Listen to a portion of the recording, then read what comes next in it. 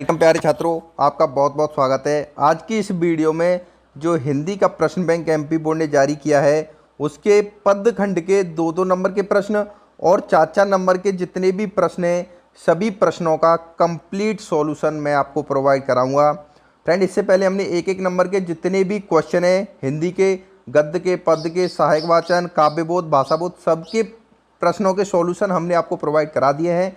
उनकी link description में जा करके आप उन क्वेश्चन के सॉल्यूशन भी बाद में देख सकते हो। तो फटाफट से देर न करते हुए क्वेश्चन को स्टार्ट करते हैं। पहला क्वेश्चन है, रामचंद्रिका के रचयिता कौन है?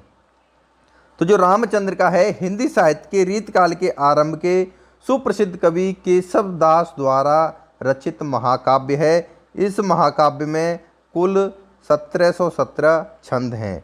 तो रामचंद्रिका के रचयिता कौन है? केशव दास हैं।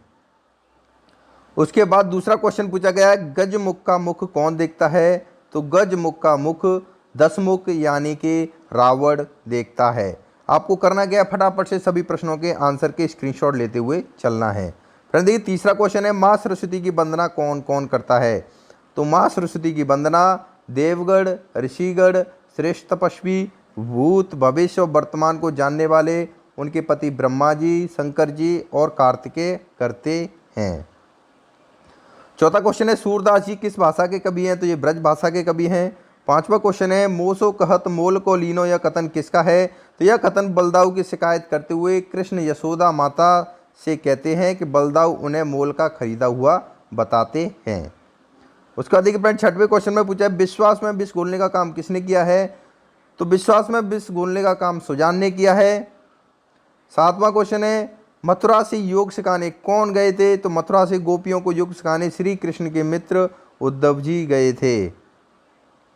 आठवें क्वेश्चन में पूछा गया है, नंद के आंगन में गोपियां क्यों एकत्रित हुई? तो गोपियां ने यह सुना था कि मथुरा से कोई कृष्ण का संदेश लेकर आया है।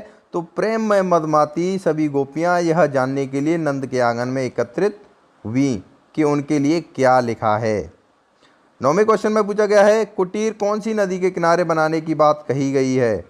तो कृष्ण के सखा उद्धव अपना कुटीर यमुना नदी के किनारे बसाने की बात कहते हैं।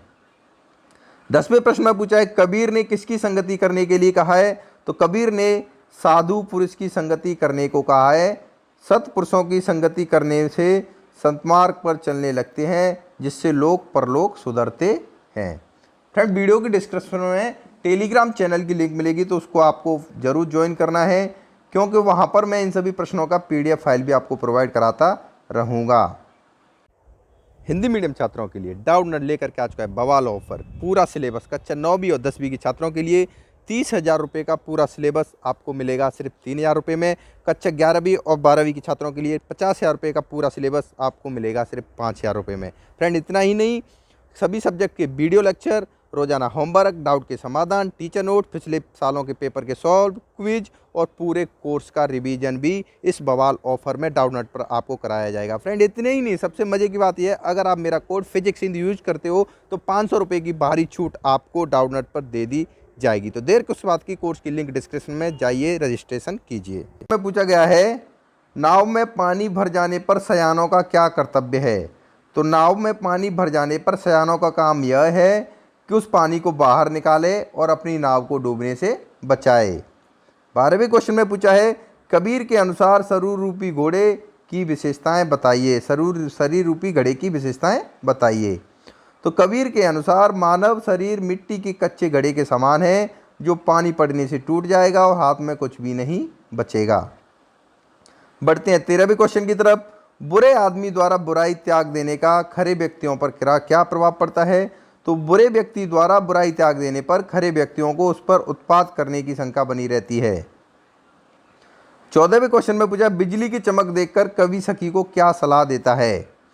तो कवि भवानी प्रसाद मिश्र कहते हैं कि बिजली की चमक देखकर एक सखी दूसरी सखी से कहती है कि ये सखी, भाग बिजली चमक रही है, अर्थात वर्षा होने वाली है।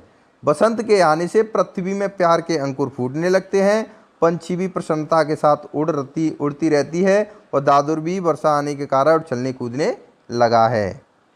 इसके बाद देखिए 15वें क्वेश्चन में पूछा है, अरि सुहागन संबोधन किसके लिए आया है? तो यह संबोधन विवाहित स्त्री के लिए किया गया है। 16वें क्वेश्चन में पूछा है, सहज रंगीली नायिका किसके रंग में रंगी हुई है? तो सहज रंगीली नायिका इंद्रधनुषी रंगों में रंगी हुई है। इसके बाद देखिए 17वें क्वेश्चन में पूछा है नींव के पत्थर से कवि का क्या तात्पर्य है? तो नींव के पत्थर से कवि का तात्पर्य उन वीर पुरुषों से है जिन्होंने देश की स्वाधीनता के लिए अपने प्राणों का बलिदान कर दिया। 18वें क्वेश्चन में पूछा है किस धरोहर को हाथ से न जाने देने की बात कही गई है? तो देश की स्वाधीनता रूपी धरोहर को हाथ से न जाने देने की बात कही गई है। 19वें क्वेश्चन में पूछा है देश की समृद्धि की प्रबल आशा से क्या तात्पर्य है? तो देश की समृद्धि की प्रबल आशा से तात्पर्य है कि भारत की उत्तरोत्तर बढ़ती हुई प्रगति की प्रबल अभिलाषा जो इस देश के नौजवानों से अपेक्षित है। तो फ्रेंड इन सभी प्रश्नों को आपको अच्छे तरीके से याद कर लेना है। इसके बाद 20वें क्वेश्चन में पूछा केवट के अनुसार पगधूरी का क्या प्रभाव है? तो केवट के अनुसार श्री राम की पगधूरी का प्रभाव यह है कि उसके स्पर्श से सैलाबी स्त्री बन जाती है। 21वें क्वेश्चन में पूछा है केवट की जीविका का एकमात्र आधार क्या था? तो केवट की जीविका का एकमात्र आधार उसकी नाव थी। उस नाव में सवारियां बैठाकर गंगा पार कराता था। उसके बाद देखिए फ्रेंड 22वें क्वेश्चन पूछा सभी देश हमारे यहाँ किस प्रयोजन से आते रहते हैं? सभी देश के लोग भारत में शिक्षा प्राप्त करने के लिए आते रहते हैं। 23वें क्वेश्चन में पूछा है कवि के अनुसार हमें अशिक्षित या असभ्य बताने वाले लोग कौन से हैं? तो कवि के अनुसार हमें अशिक्षित या असभ्य बताने वाले लोग वे हैं जो हम लोगों की सभ्यता से अनजान हैं। 24वें क्वेश्चन में पूछा है जगती के मधुबन में पुराने साथी कौन कौन हैं? तो जगती के मधुबन में पुराने साथी जीवन और पुष्प हैं। उसका देखिए फ्रेंड 25वें क्वेश्चन में पूछा है फूल और मालिनी दोनों कब मुरझा जाएंगे? तो संसार में समय के साथ साथ सभी चीज़ें नष्ट होती हैं। फूल और मालिनी दोनों मधुवर्षण करके कल मुरझा जाएंगे। इसके बाद देखिए 26वें क्वेश्चन में पूछा है झुलसती धरा के लिए किस दान की आवश्यकता है? तो झुलसती धरा के लिए कवि ने सावन दान की आवश्यकता को बताया है। इसके बाद देखिए फ्रेंड यहाँ से 4 अंक के प्रश्न स्टार्ट हो जाएंगे तो जो कि आपके लिए काफ़ी महत्वपूर्ण है। पहला क्वेश्चन है छायावाद की 4 विशेषताएं लिखिए।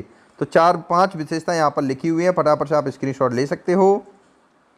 उसके बाद देखिए फ्रेंड प्रगतिवाद की 4 विशेषताएं पूछी गई हैं। तीसरा क्वेश्चन पूछा गया प्रयोगवाद की 2 विशेषताएं, उनके 2 कवियों के नाम यहाँ पे आप देख सकते हो दोनों के नाम। उसके बाद चौथे क्वेश्चन का भी आंसर आपके सामने लिखा हुआ है। 5वें क्वेश्चन पूछा है रहस्यवाद की 4 विशेषताएं लिखिए। तो 4 विशेषताएं आपके सामने लिखी हुई हैं। अलौकिक सत्ता के प्रति प्रेम, परमात्मा में विरह मिलन, जिज्ञासा की भावना और प्रतीकों का प्रयोग। इसके बाद फ्रेंड देखिए 6वें क्वेश्चन में पूछा गया भारतीय युग की 4 विशेषताएं।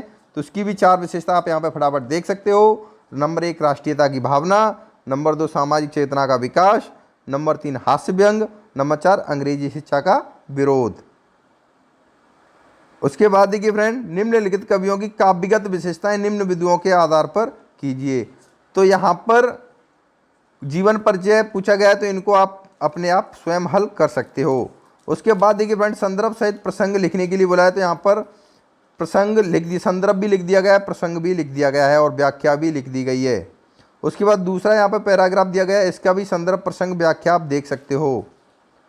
उसका तीसरा पैराग्राफ है, इसका भी संदर्भ प्रसंग व्याख्या यहाँ पर लिख दिया गया है। जितने भी फ्रेंड पैराग्राफ पूछे गए सबके संदर्भ प्रसंग व्याख्या यहाँ पे आपको देखने को आसानी से मिल जाएंगे। तो फ्रेंड पद खंड के यहाँ पर 2-2 नंबर के 4-4 नंबर के जितने भी क्वेश्चन है सबको हमने लगभग कवर कर दिया है। फ्रेंड वीडियो अच्छा लगा हो तो लाइक करना, चैनल पहली बार सब्सक्राइब करें, बेल आइकन जरूर दबाना और इस वीडियो को ज़्यादा से ज़्यादा शेयर करना, मैक्सिमम स्टूडेंट तक ये वीडियो पहुँच सके।